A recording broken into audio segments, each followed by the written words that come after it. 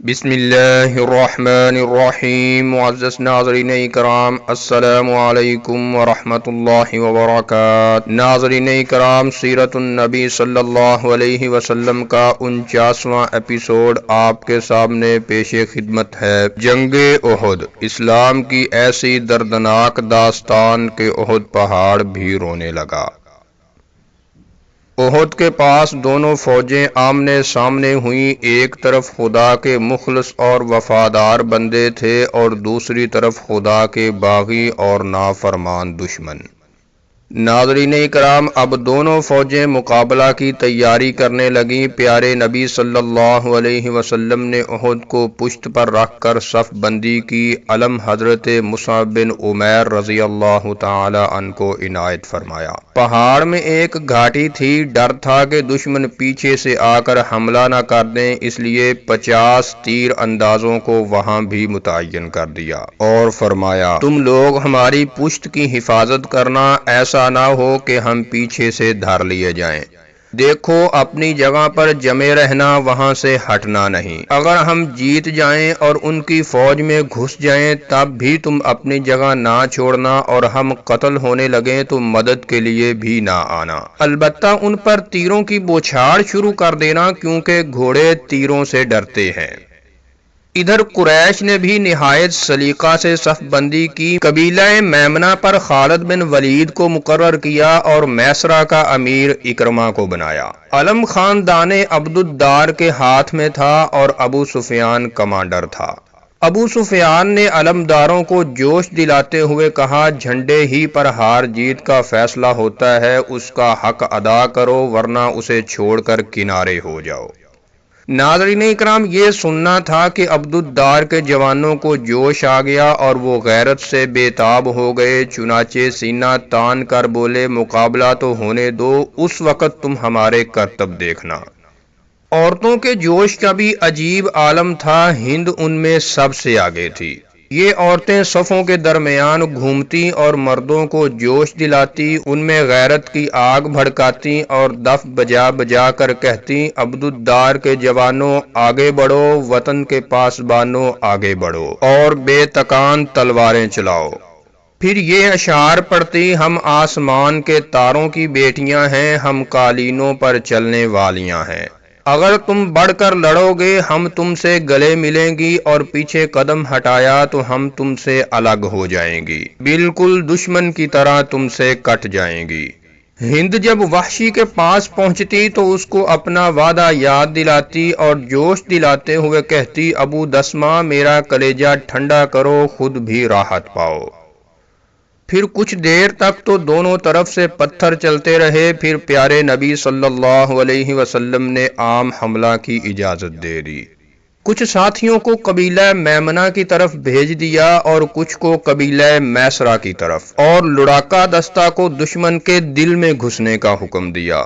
شیر اسلام حضرت حمزہ آگے بڑھے اور نہایت گرجدار آواز کے ساتھ نعرہ لگایا، جو حقیقت میں آج سارے مسلمانوں کا نعرہ تھا، مارو خوب مارو۔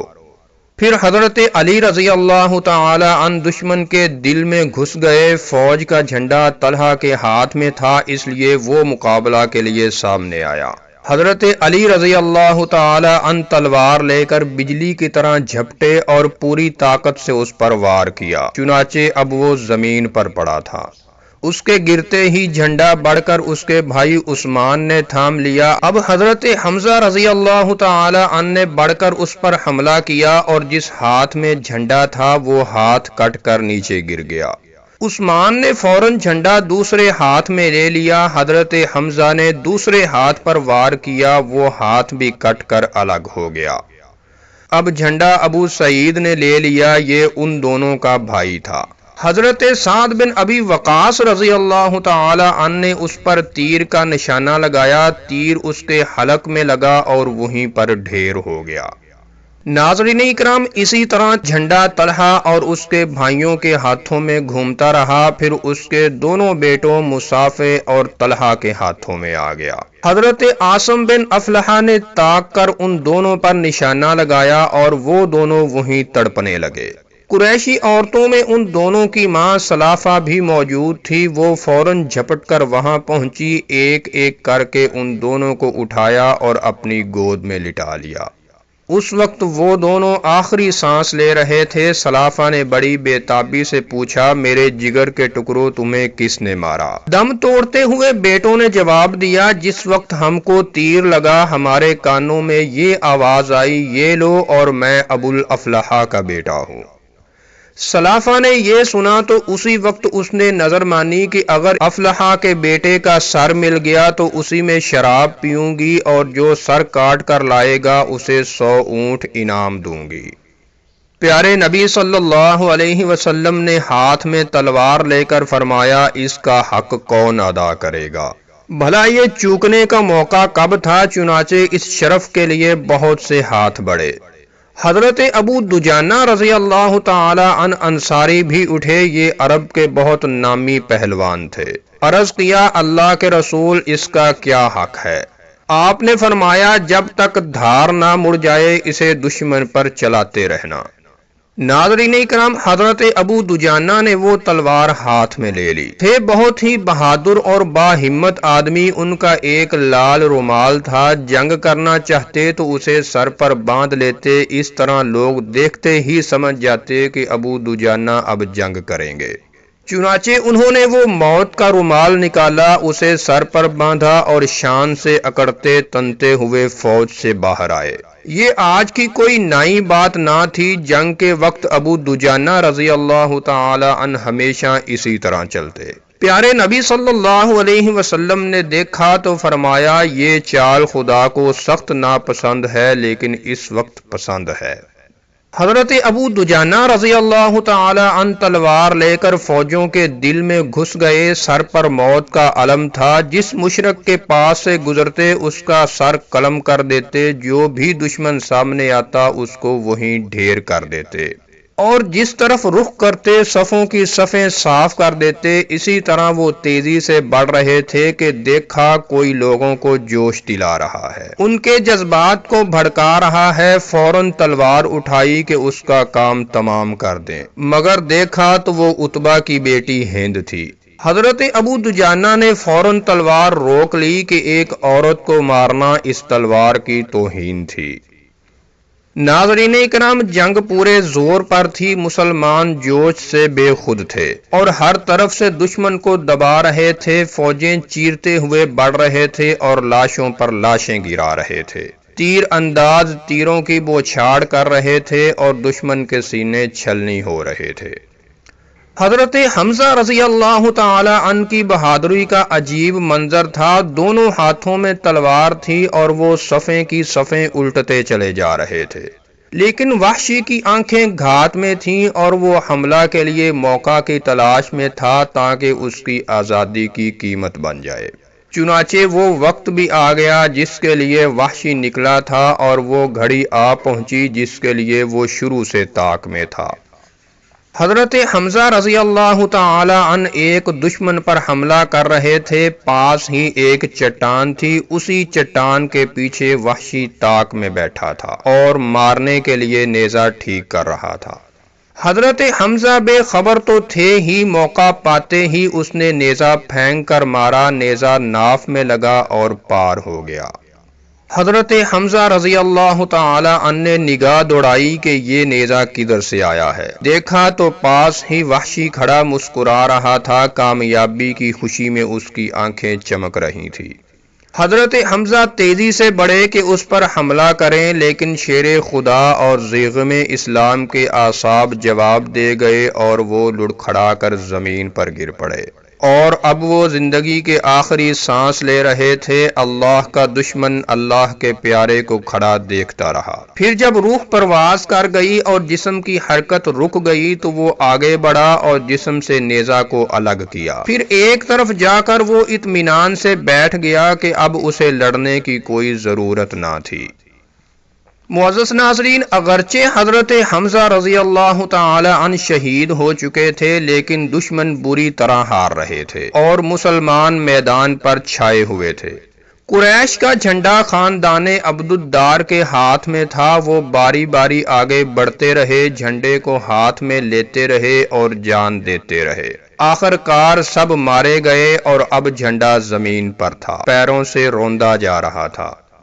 دشمن بد حواس تھے اور ان کی صفوں میں کھلبلی مچی ہوئی تھی۔ وہ اب بھاگ رہے تھے اور مسلمان دوڑا دوڑا کر انہیں مار رہے تھے۔ بے تحاشا سر زمین پر گر رہے تھے اور جانیں تن سے جدا ہو رہی تھی۔ جو عورتیں ابھی مردوں کو ہمت دلا رہی تھی، اب وہ چیخ چیخ کر بھاگ رہی تھی اور دروں میں پناہ لے رہی تھیں۔